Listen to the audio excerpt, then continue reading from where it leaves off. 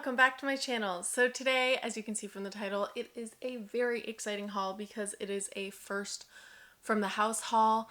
I am so excited to share this fragrance with you guys. I've been using it for about a week now, and so I've put it back in the box because the box is very beautiful and the fragrance itself is a dream. So I just wanted to share kind of like a mock unboxing. We're going to get into the full breakdown of the scent, the notes, what it's really reminding me of, and how you can get both of them obviously on FragranceBuy for a deal. So if you haven't subscribed already, don't forget to subscribe. Don't forget to follow me on Instagram, and let's get into it. Okay, so the fragrance in question, as you saw from the title, is Fleur Narcotique, and the house is NIHILO. I have been a fan from afar of this line, this house, for a couple years now, and I really struggled with biting the bullet and getting them because of the price and just the size of my collection. Sometimes I just don't want to give in, but I've smelled a whole bunch of their fragrances in person, and so I never got it on in person, and I never really could choose between this one and Sweet Morphine, I think is the other one I liked. And so when I saw that a bunch of their fragrances showed up on FragranceBuy, I jumped the gun a little bit and was like, I'm gonna go for it. So I will link this one in the description box below for you guys, along with a bunch of my favorites from FragranceBuy. Obviously you can get it for a deal. And I just went for it and got the 100 ml. So this is how it comes. This is how it arrives. It has this kind of like cardboard paper sleeve, which I had to put back together, but it is hard to get off, if only because all of this is foam. And so it comes very, very safe and secure. It does have this little scent card strip where I think it like describes the notes, which I never use or I never look at. And then the bottle itself, all the bottles look kind of like this. They just have different names and stuff. It's just so beautiful. Like, it's so heavy and luxurious. I love the cap. It's super heavy, blue on the inside. Adore. So obviously you guys know I went with Fleur Narcotique over Sweet Morphine. I will get into what I think because I sort of remember Sweet Morphine off the top of my head, but I'll try to explain it. But this one in particular, we are going to break down the nitty-gritty because I know this is no joke. It is an expensive scent, and if you weren't lucky enough to be able to find somewhere where you can smell it in person, because it's a harder one to find, I want to explain it to the best of my ability so that you can see if it's the scent for you. So we'll start with the notes. It has a lot of notes that I am into personally. It has lychee, bergamot, peach, peony, orange blossom, jasmine, Petalia, musk, moss, and woody notes. I'm going to spray it, and I'm wearing no fragrance today so that we can really get... I also love the atomizer on this. I mean, bit of a side note, but worth a mention. I think it's just such a beautiful spray, and you can get a whole lot with just one spray. So this is a very interesting fragrance to describe because I feel like there is a real duality to this that I love and struggle with at the same time. And I know so many people love this one. It's very well reviewed on Fragrantica, and it's one of their more popular scents for sure.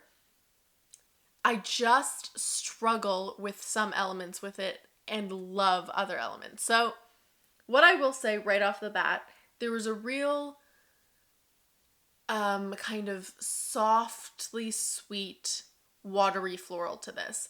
I think this has an aquatic nature to it that isn't really as delved into or described, at least in the reviews I've seen. This smells quite aquatic to me, because there is a real like dew on flower, almost murkiness to the scent.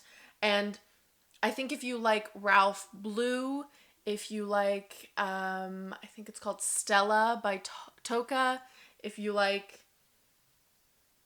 anything where it's a very watery, aquatic floral, then this is going to be the kind of scent that you just are mesmerized by, because it obviously has floral notes to it. I mean, it's Fleur Narcotique, but it isn't as, I think by memory, it's not as sweet or grounded as I remember it being. And I don't think it really lends itself to being a fragrance that you would wear too often in colder weather, because it's quite light, it's quite airy, obviously aquatic and watery, and it sort of stays in this sort of airy place. It doesn't feel like it's grounded in anything. Even the base notes, I would say, being like musk, moss, and woody notes, I would say of the three, the one that is the most pronounced is the moss. And it's not a kind of super green, earthy moss either. It just adds to the aquatic nature to it. There is no real muskiness to this. There's no woodiness to ground it. I feel like this is the kind of scent that smells exactly the same in its top experience when you like first smell it and throughout. It's not really one that's changing. It doesn't super warm up on the skin. I feel like it's a much more cool leaning scent as well. So those are really, really important things to remember, I think, when first looking at this kind of scent, because if you're someone who wants something that's super grounded and rich and even like has sort of a spice or a deepness to it, then Fleur Narcotique is definitely the opposite of those things. Now, on the other side of things, because that's something where I found I struggle with, is the kind of aquatic nature to it. The thing I love about it, though, is this ultra realistic floral within it. And I mean that in the most beautiful way. I feel like it has a sort of sweetness because of the lychee and the peach, but they're not really distinct. I feel like if you smell this, you don't get, especially lychee, I don't feel like it comes through. I just feel like or super strongly, I should say. I just feel like it's more so adding a kind of soft sweetness. And the floral in this is one of the most realistic florals I've ever smelled, but in like an approachable, beautiful way. Because something like the tea rose by the Perfumer's Workshop is a very, very realistic tea rose, but it's also very dated, and it's very kind of purist, of just sort of a soul-y note.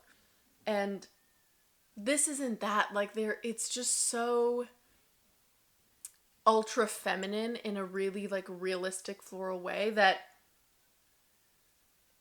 it adds to the artistry of this scent for me, because obviously there are so many florals on the market, and I am a floral gal through and through, that it takes a lot for me to be like, oh, that actually, it doesn't smell synthetic in any way. And it really does smell like a super watery floral. And it's more so the watery aquatic part where I feel like it might not be for everyone.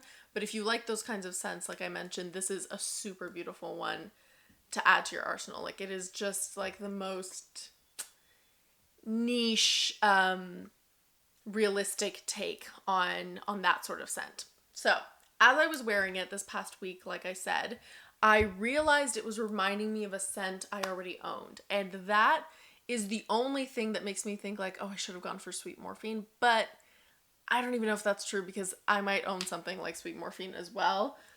It gets harder and harder to find things that don't remind me, but I pulled it out because there's quite a bit of a price difference, and I got both of these off of FragranceBuy, but I only received this one like a week ago, and I've had the other one for well over a year. So this is, I think it's called Mermaid by Anna Sui.